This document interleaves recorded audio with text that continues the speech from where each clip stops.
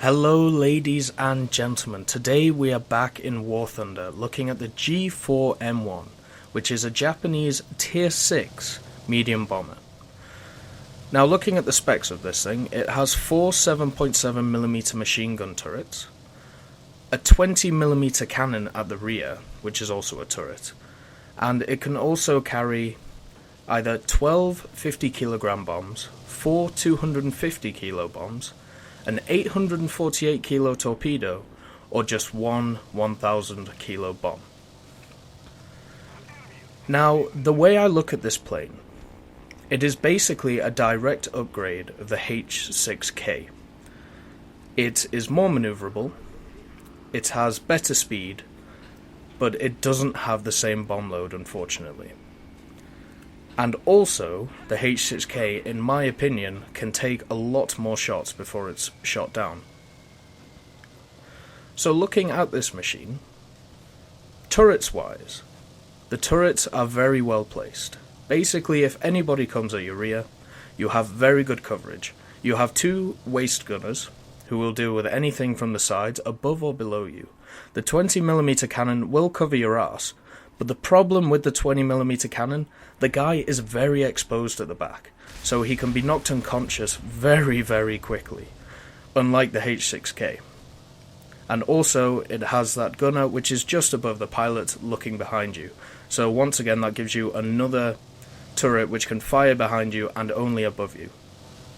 It has a weird turret that a few of these bombers have in this game, where it is one which is mounted at the front of the bomber, and it's looking basically at about a 45-degree angle down. That basically means that it can shoot aircraft which are coming up from you from in front of you. This turret is basically useless. I think I've maybe fired it once while using it, and I don't think I've ever hit anything. So the loadouts on this thing aren't great, but I use the four 250 kilo bombs, because the 250 kilo bomb really packs a punch, and also, having four of them, it gives you that little more versatility than if you were just using one 1000 kilo bomb. Take out the torpedo, don't use the torpedo ever, in my opinion, in this plane, because you are never going to dive bomb ships if you're using a torpedo with this plane. You will either get shot down by destroyers or other ships, or you'll get decimated by aircraft. Now the thing is, even though I'm saying that, you can still use this as a dive bomber. As a dive bomber, this thing is quite effective, because it is quite maneuverable and also it has decent speed. The problem with it is quite a big target, so it is kind of like the Wellington in that respect. But the problem is the Wellington has so much more bombs. It can carry 18 250-pound bombs. So the bombs they don't pack a bigger punch, but there are 18 of them. You can basically decimate one of those little ground targets, the ground bases, in about 2 passes. Where in this thing it would take you a lot longer. So this medium bomber, it doesn't have a very large bomb load. It's a simple fact. It actually has less bombs than the H6K, which is, I believe, a Tier 3 medium bomber.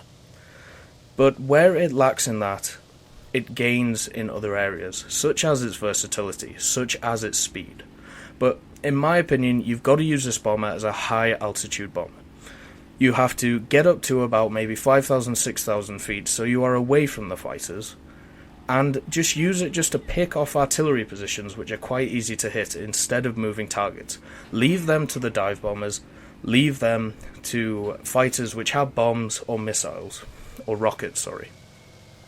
Use this as a high altitude bomber, because it is fast and it has a decent rate of climb, so you'll be able to get up to about 6,000 feet very, very easily. Now the way I use this bomber, I actually go after bases. Not in that respect, but I go after the artillery around the bases. They are quite easy kills, and also, because you are at 6,000 or 5,000 up, the artillery, if they do shoot at you, which basically never happens at this level, they will basically always miss. You are a large target, but they aren't very accurate when you're this high.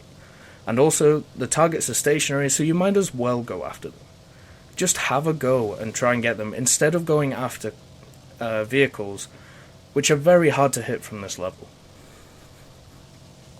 This plane kind of has the same problems as the Wellington, where you will get into games where there are tier 8 planes. And with tier 8 planes, you get pilots which actually start going after bombers because they see them as easy kills. Which they can be, especially if you have a Yak 9T with a bloody cannon up your ass. But most of the time, you will get very, very lucky. Such as this, being this high up, it means that the fighters actually have to make a huge effort to come up to your level. Like, this bomber is brilliant if there is cloud cover, because as I said, you'll be going after stationary targets, so your fighters down below will be able to mark them out, and then you, as the bomber in the skies, can just shoot them from a very high altitude, and nobody will know where you are. Even on clear skies, such as what I'm playing here, as you see, nobody has gone after me, even though I've basically been over the enemy base this whole time. Which just shows that still at this level, fighters go after fighters, and bombers just go after ground targets. But as I said, sometimes you get the odd Typhoon, or the BF-109E3, who just really wants to tear you apart. So if you are flying this bomber, just watch out for that, because it can suck. It is another bomber which does have a very weird fuselage, where sometimes it will just rip in half. And as you can see here, I'm demonstrating the dive bombing. Well, basically you can use this as a dive bomber as well, like I said. So I'm showing its attributes in that area. I am basically going vertical at a 90-degree angle, and I am able to pull out of it with relative ease and still have maneuverability. With some fighters you can't do that from 6,000 up. So I've hit some targets, and because we are losing this match, I decide to go after the vehicles. So there's my 20mm cannon going off. It is getting some shots in, but it's not hitting anything. That might be down to the fact that my crew isn't as good, or just because I've come in at such a high speed, they haven't been able to deal with the G's coming out of the dive. But as you can see here, all of my gunners are basically firing. They have good coverage behind them, but the 20mm does not have a great... I don't know what to say. It gets knocked unconscious very easily, so that's a problem.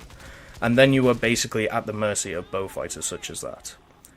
So, thank you for watching, and have a great day.